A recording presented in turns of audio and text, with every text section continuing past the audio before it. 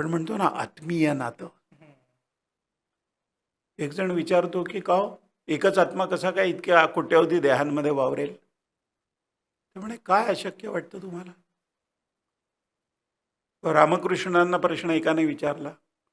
तर रामकृष्ण म्हणाले की तुझ्या हातात एखादा आरसा घे. त्या आरशात सूर्य दिसतो की नाही तुला? हो म्हणे. म्हणजे चुकून तुझ्या हातातनं आरसा पडला आणि त्याचे एक 10 तुकडे झाले, तर त्या प्रत्येक तुकड्यात सूर्य चमकतो की नाही? म्हणे हो. म्हणे पाण्याची 100 भांडी भरून ठेवली तर प्रत्येक पाण्यामध्ये त्या सूर्याचं प्रतिबिंब पडतं की नाही प्रत्येक भांड्यातल्या पाण्यात? म्हणे हो. म्हणे सूर्य 100 झाले का? पण तरी दिसतोय ना तुझ्या डोळ्याला? आत्मा चेतनेच्या रूपाने कोट्यावधी लोकांमध्ये असतो. कुंभार, भंडारी आणि देशमुख यांना हे कळत नाहीये दुर्दैवाने की आपण एकच आहोत.